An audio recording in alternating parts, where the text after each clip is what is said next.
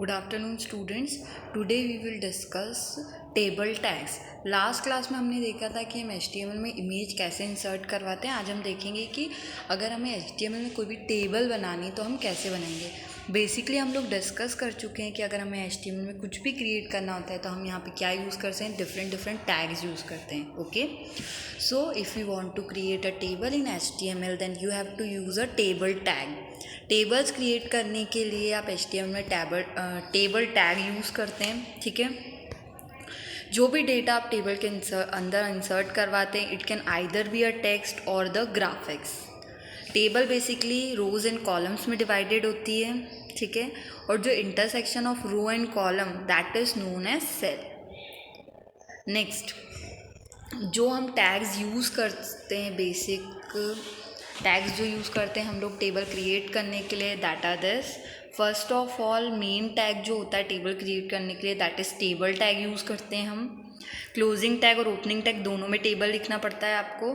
इससे हम क्या करते हैं, it is use to insert a table in a web page. It is first tag which starts and closes a table. ये सबसे स्टार्टिंग टैग भी होगा और एंड ऑफ द टैग भी यही रहेगा. इससे हम क्या कर सकते हैं, एक टेबल को इंसर्ट करा सकते हैं. नेक्स्ट, रो टैग. अब टेबल के अंदर आपको रोज भी बनानी रहेंगी और कॉलम्स भी बनाने रहेंगे. तो रो बनाने के लिए आप कौन सा टैग यूज़ करते हैं, T R tag. T R tag is use to define a table row. Okay, rows में आप हेडर, फूटर, बॉडी सेक्शंस ये सब चीज़ें भी क्रिएट कर सकते हैं.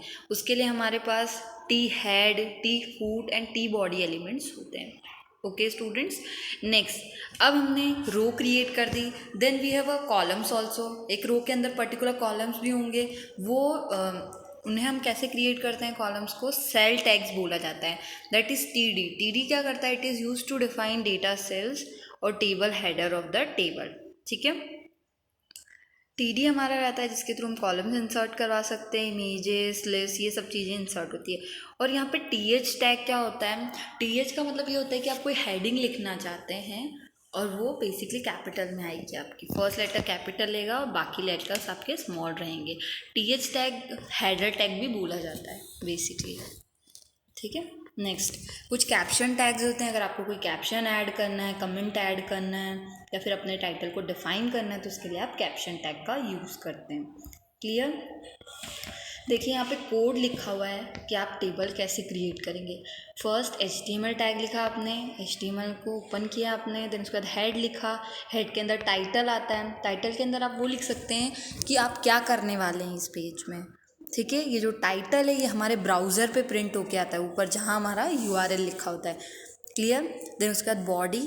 बॉडी के अंदर हम टेबल क्रिएट करवाते हैं. कभी भी हेड के अंदर टेबल क्रिएट नहीं होती है, हमेशा बॉडी के अंदर ही टेबल क्रिएट होती है. टेबल टैग लिखा, उसके बाद हमें कैप्शन लिखवाना है. That is the name of students हम यहाँ पे प्रिंट करवाना चाहते हैं. अब देखिए फर्स्ट जो मेरी रो है उसके अंदर मैंने कितने कॉलम्स बनाए, 3 कॉलम्स हैं. फर्स्ट कॉलम में मैंने सुनीता लिखा, second Amita and third Amisha. Okay, और जैसे हमने टी आर को क्लोज करा मतलब हमारा एक column complete. Next column define करेंगे हम और फिर से टी डी लगाएंगे, मतलब उसके डिफरेंट रोज नेक्स्ट रो क्रिएट करेंगे हम टी आर के थ्रू एंड टी डी के थ्रू नेक्स्ट कॉलम्स हो जाएंगे उसके. ठीक है, इस तरीके से हमने इसके अंदर कितनी रोज बनाई है इस पर्टिकुलर कोड के थ्रू. हमने इस कोड के थ्रू 3 रोज बनाए हैं हमने. क्लियर, और 3 रोज़ के ही 3 कॉलम्स हैं. क्लियर. एट लास्ट हम कॉलम को बंद करते हैं. देन उसका टेबल टैग को बंद करके, बॉडी टैग को बंद करके after that HTML tag close कर देते हैं. क्लियर. अब देखिए जैसे ही हम उसे प्रिंट करवाएंगे तो कैसे क्या प्रिंट होगा देख रहे हैं आप. नेम ऑफ स्टूडेंट जो आपने कैप्शन ऐड कराया था, उसके बाद एक टेबल बन के आ गई सुनीता. ये 3 हमने क्या कर दी, 3 कॉलम्स और 3 ही रोज़ हमारी क्रिएट हो गई. क्लियर. अब आप बोलेंगे कि मैम टेबल में तो हमें बाउंड्रीज भी दिखती है. ठीक है, तो आपको आप बोलेंगे इसमें बॉर्डर तो हमें दिख नहीं रही. तो अगर आपको बॉर्डर सेट करवानी है तो उसके लिए हमारा एक बॉर्डर टैग भी यूज़ होता है जो आप टेबल टैग के बाद लिख सकते हैं. जैसे आपने लिखा था टेबल के बाद आप लिख देते बॉर्डर इक्वल्स टू जो भी आपको साइज़ रखनी थी, तो आपको यहाँ पे लाइन भी दिखती. क्लियर. अब नेक्स्ट है हमारा कि रो स्पैन और कॉल स्पैन एट्रीब्यूट्स कैसे लगाते हैं टेबल के अंदर. In HTML, the uniform grid of columns and rows are created, but sometimes we need some of the cells to be combined, and for this row span and col span. ठीक है।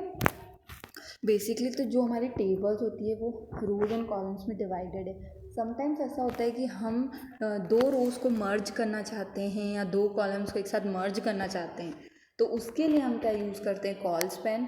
अगर आपको दो या दो से ज़्यादा कॉलम्स को मर्ज करना है, ठीक है, तो उसके लिए हम कौन सा एट्रीब्यूट यूज़ करते हैं, कॉल स्पैन। अगर आपको दो या दो से ज़्यादा रोज़ को मर्ज करना है तो आप उसके लिए कौन सा एट्रीब्यूट यूज़ करते हैं, रो स्पैन। ठीक है। अब हम एक एग्जांपल के थ्रू देखेंगे कि हम रो स्पैन और कॉलम स्पैन को कैसे यूज़ कर सकते हैं। क्लियर। ये रो स्पैन और कॉलम स्पैन कहाँ लगाते हैं, हम उस पर्टिकुलर कॉलम के अंदर लगाते हैं। देखिए यहाँ पे क्या एग्जांपल दिया है, to create a table with cells having different row and column spans using row. इसमें आपको क्या करना है, टेबल बनानी है जिसके अंदर आपको क्या क्या एट्रीब्यूट यूज़ करने हैं, रो स्पैन और कॉल स्पैन।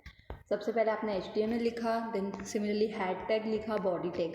अब आपने यहाँ पे क्या लिखा, टेबल। अभी मैंने आपको बताया था अगर आप बॉर्डर देखना चाहते तो आप बॉर्डर भी दे सकते हैं। बॉर्डर लिख दिया आपने, self adding and self spacing. Self adding का मतलब होता है कैसे आपकी टेबल फॉर्म हो जाएगी। सेल्फ स्पेसिंग का मतलब होता है कि एक जो कॉलम है और दूसरा कॉलम है, इन दोनों के बीच में स्पेस कितना रहेगा।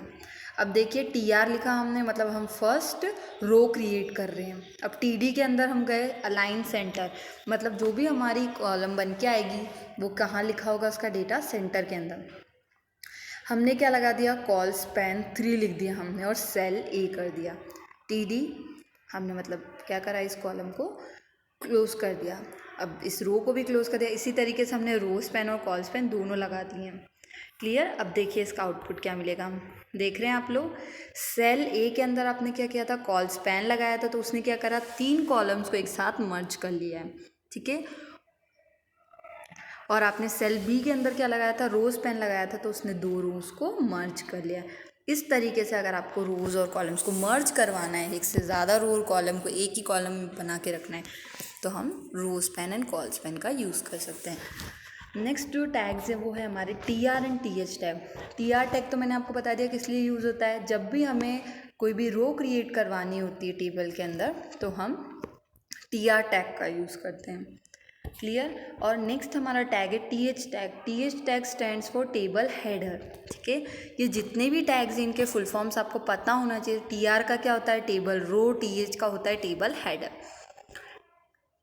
क्लियर। तो TR और TH stand for table header. अगर आपको कोई हेडिंग डलवानी है तो आप TH टैग का भी यूज़ कर सकते हैं।